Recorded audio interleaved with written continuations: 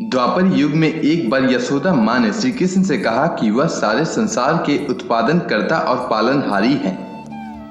वह उन्हें ऐसा व्रत बताएं जिसको करने से मृत्यु लोक में स्त्रियों को विधवा होने का भय न रहे तथा वह व्रत सभी मनुष्यों की मनोकामनाएं पूर्ण करने वाला हो। श्री कृष्ण भगवान उन्हें ऐसे एक व्रत को विस्तार से बताते हैं कि सौभाग्य की प्राप्ति के लिए स्त्रियों को 32 पूर्णिमाओं का व्रत करना चाहिए। यह व्रत अचल सौभाग्य देने वाला और भगवान शिव के प्रति मनुष्य मात्र की भक्ति को बढ़ाने वाला व्रत है। इस पर यशोदा जी कहने लगे कि इस व्रत को मृत्यु लोक में किसने किया था। तब भगवान श्री कृष्ण ने कहा कि इस भूमंडल पर अनेक प्रकार के रत्नों से परिपूर्ण कातिका नाम की एक नगरी थी। वहां चंद्रहास नामक राजा राज्य करता था। उसी नगर में धनेश्वर नाम का एक ब्राह्मण था और उसकी स्त्री बहुत सुंदर थी जिसका नाम रूपवती था। दोनों ही उस नगरी में बड़े प्रेम से रहते थे। उनके घर में धन धान्य आदि की कोई कमी नहीं थी, परंतु उनको बहुत बड़ा दुख था कि उनके कोई संतान नहीं थी। एक समय बड़ा योगी उस नगरी में आया। वह योगी उस ब्राह्मण के घर को छोड़कर अन्य सभी के घरों से भिक्षा लेकर भोजन किया करता था। वह रूपवती से कभी भिक्षा नहीं लेता था। एक दिन वह योगी रूपवती से भिक्षा न लेकर किसी अन्य घर से भिक्षा लेकर गंगा किनारे जाकर प्रेम पूर्वक खा रहा था।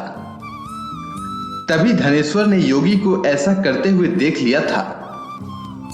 अपनी भिक्षा के अनादर से दुखी होकर धनेश्वर योगी से कहता है कि आप सभी के घरों से भिक्षा लेते हैं, लेकिन आप मेरे घर से भिक्षा कभी नहीं लेते हैं। इसका क्या कारण है महाराज? इस पर योगी ने कहा कि निसंतान के घर की भीख पतितों के अन्न के समान होती है और जो पतितों का अन्न खाता है वह भी पतित हो जाता है, क्योंकि वह निसंतान है। इसीलिए पतित हो जाने के भय से वह उनके घर की भिक्षा नहीं लेता है। धनेश्वर यह बात सुनकर बहुत दुखी हुआ और हाथ जोड़कर योगी के पैरों पर गिर गया और कहने लगा कि यदि ऐसा है तो वह उसे पुत्र प्राप्ति का उपाय बताएं। वह सब कुछ जानने वाले हैं, वह उस पर अवश्य कृपा करे। धन की उसके घर कोई कमी नहीं है, लेकिन कोई संतान न होने के कारण वह बहुत दुखी रहता है। वह उसके इस दुख का हरण करे। यह सुनकर योगी कहने लगे कि उन्हें चंडी की आराधना करनी चाहिए। घर आकर उसने अपनी स्त्री से पूरी बात कहकर स्वयं वन में चला गया। वहां उसने चंडी की उपासना करनी शुरू कर दी और उपवास भी किया। चंडी ने 16वें दिन उसको स्वप्न में दर्शन दिया और कहा कि उसके यहां पुत्र होगा, परंतु वह 16 वर्ष की आयु में ही मृत्यु को प्राप्त हो जाएगा। यदि वह दोनों स्त्री पुरुष 32 पूर्णिमाओं का व्रत विधि पूर्वक करेंगे तो वह दीर्घ आयु हो जाएगा। जितनी उनकी सामर्थ्य है, आटे की दिए बनाकर शिव जी भगवान का पूजन करना, परंतु पूर्णिमा के व्रत 32 हो जाने चाहिए। प्रातः काल होने पर इस स्थान के समीप एक आम का वृक्ष दिखाई देगा। उस वृक्ष पर चढ़कर फल तोड़कर शीघ्र अपने घर चले जाना और अपनी स्त्री को सारा वृत्तांत बताना। ऋतु स्नान करने के बाद वह स्वच्छ होकर श्री शंकर भगवान का ध्यान करके उस फल को खा ले। तब शंकर भगवान की कृपा से वह गर्भवती हो जाएगी। जब वह ब्राह्मण प्रातः काल उठा तो उसने उस स्थान के पास ही आम का वृक्ष देखा, जिस पर बहुत सुंदर आम का फल लगा हुआ था। उस ब्राह्मण ने आम के वृक्ष पर चढ़कर फल तोड़ने का प्रयास किया, परंतु वृक्ष पर कई बार कोशिश करने पर भी वह चढ़ नहीं पाया। तब उस ब्राह्मण को बहुत चिंता हुई और वह विघ्नहर्ता श्री गणेश भगवान जी की वंदना करने लगा। गणेश जी की प्रार्थना करने पर उनकी कृपा से धनेश्वर वृक्ष पर चढ़ गया और उसने सुंदर आम के फल को तोड़ लिया। उस धनेश्वर ब्राह्मण ने जल्दी से घर जाकर अपनी स्त्री को वह फल दे दिया और उसकी स्त्री ने अपनी पति के कहे अनुसार उस फल को खा लिया और वह गर्भवती हो गई। देवी जी की असीम कृपा से एक अत्यंत सुंदर पुत्र उत्पन्न हुआ, जिसका नाम उन्होंने देवी दास रखा। बालक शुक्ल पक्ष की चंद्रमा की भांति अपने पिता के घर बड़ा होने लगा। भगवान की कृपा से वह बालक बहुत ही सुंदर, सुशील, विद्या पढ़ने में बहुत ही निपुण हो गया। दुर्गा जी की आज्ञानुसार उसकी माता ने 32 पूर्णमासी का व्रत रखना आरंभ कर दिया, जिससे उसका पुत्र बड़ी आयु वाला हो जाए। 16वां वर्ष लगते ही देवी दास के माता पिता को बहुत चिंता हो गई कि कहीं उनके पुत्र की इस वर्ष मृत्यु न हो जाए। उन्होंने अपने मन में विचार किया कि यदि यह दुर्घटना उनके सामने हो गई तो वह कैसे सहन करेंगे। इसीलिए उन्होंने देवी दास के मामा को बुलाया और कहा कि उनकी एक बहुत बड़ी इच्छा है। देवी दास 1 वर्ष तक काशी में जाकर विद्या का अध्ययन करे और उसको अकेला भी नहीं छोड़ना चाहिए। इसीलिए वह साथ चले जाएं और 1 वर्ष के बाद इसे वापस ले आना। तब सारा प्रबंध करके उनके माता पिता ने देवी दास को एक घोड़े पर बैठाकर उसके मामा के साथ भेज दिया, परंतु यह बात उन्होंने मामा या किसी और को नहीं बताई।